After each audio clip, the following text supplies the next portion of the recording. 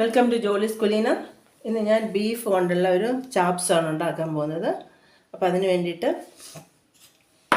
ഈ പീസുകൾ നമ്മൾ ചെറുതായിട്ടൊന്നിങ്ങനെ കട്ട് ചെയ്ത് മാറ്റണ്ട, ചെറുതായിട്ടിങ്ങനെ കണ്ട ഈ പീസിൻ്റെ കട്ടി കുറയാൻ വേണ്ടിയിട്ടാണ് ചെറുതായിട്ടിങ്ങനെ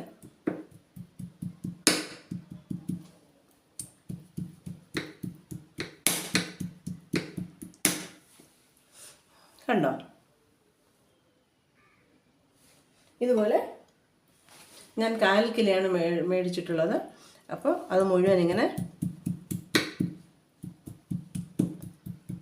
ചതയ്ക്കുന്നതിന് പകരമാണ് ഇങ്ങനെ ചെയ്യുന്നത്. കണ്ടോ, ഇങ്ങനെ എല്ലാ പീസും ചെയ്തെടുക്കണം. അപ്പോൾ ബീഫ് ഇതുപോലെ വരഞ്ഞ് വെച്ചിട്ടുണ്ട്.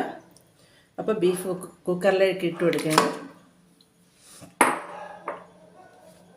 ഇതിലേക്ക് ഒരു വലിയ പീസ് ഇഞ്ചി കട്ട് ചെയ്തത് ഇട്ട് കൊടുക്കുകയാണ്. 4 പച്ചമുളക്,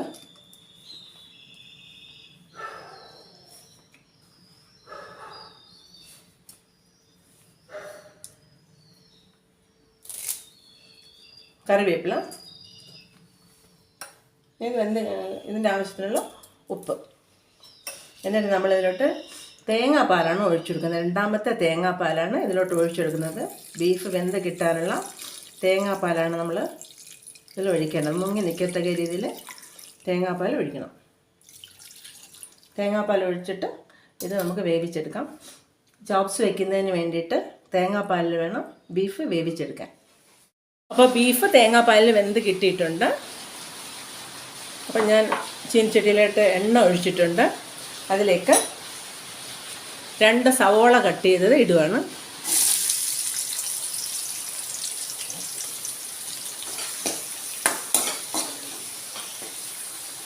ഇവിടെ നല്ല മഴയുണ്ട്, അതാണ് പുറത്തുള്ള ശബ്ദം, മഴയുടെ ശബ്ദമാണ് കേൾക്കുന്നത്. അപ്പോൾ സവോള ഇട്ടു. ഇതിലേക്ക്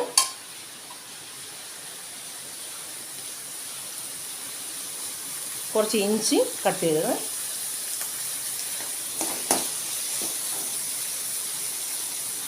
ഏകദേശം 1.5 ടേബിൾ സ്പൂണോളം വരുന്ന വെളുത്തുള്ളി,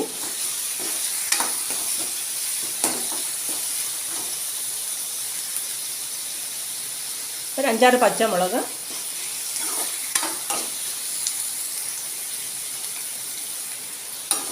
കുറച്ച് കറിവേപ്പില.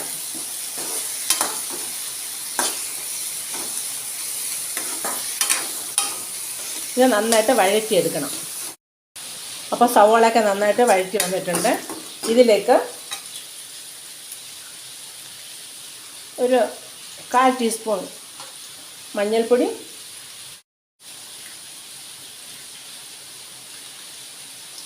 ഒരു 2 ടീസ്പൂൺ കുരുമുളക് പൊടി,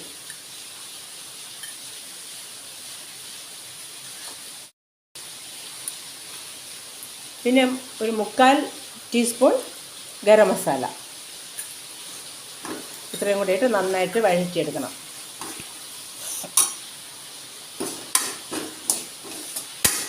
മസാല നന്നായിട്ട് മൂത്ത് കിട്ടണം.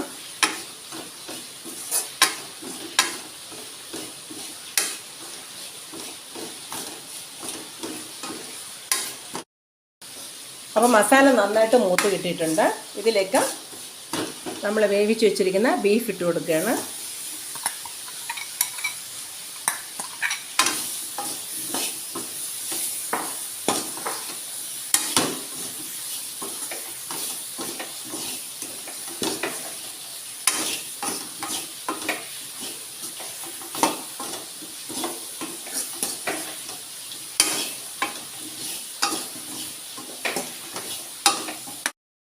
അപ്പോൾ ബീഫ് വേവിച്ചപ്പോൾ ഉള്ള കുറച്ച് വെള്ളം കൂടെ ഇതിലോട്ട് ഒഴിച്ചു കൊടുക്കുകയാണ്. മസാല നന്നായിട്ട് അതിൽ പിടിക്കാൻ വേണ്ടിയിട്ടാണ്.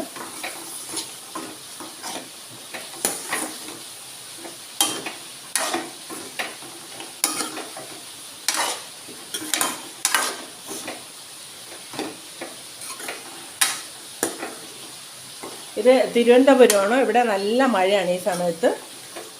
അതിൻ്റെ ഒച്ചയാണ് ഈ കൂടുതലായിട്ട് കേൾക്കുന്നത്.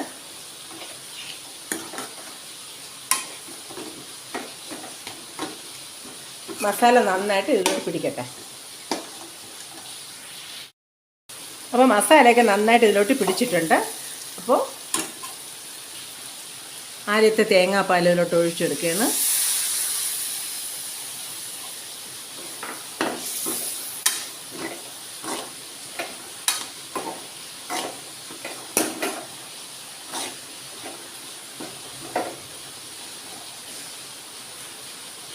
പിന്നെ ഒരു 2 ഉരുളക്കിഴങ്ങ് വേവിച്ചത് ഇതിലോട്ട് ഇട്ട് കൊടുക്കുകയാണ്.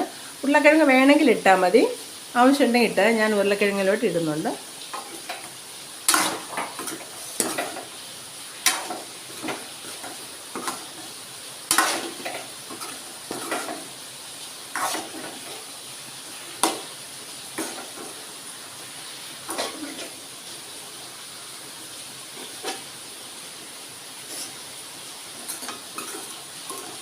അപ്പോൾ തേങ്ങാപ്പാൽ ചെറുതായിട്ടൊന്ന് കുറുകി വരുന്നുണ്ട്.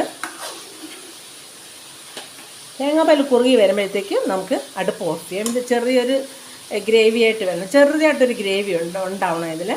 അപ്പോൾ ബീഫിൻ്റെ ചാപ്സ് റെഡി ആയിട്ടുണ്ട്. അപ്പോൾ എല്ലാവരും ചെയ്ത് നോക്കണം കേട്ടോ. ഓക്കേ.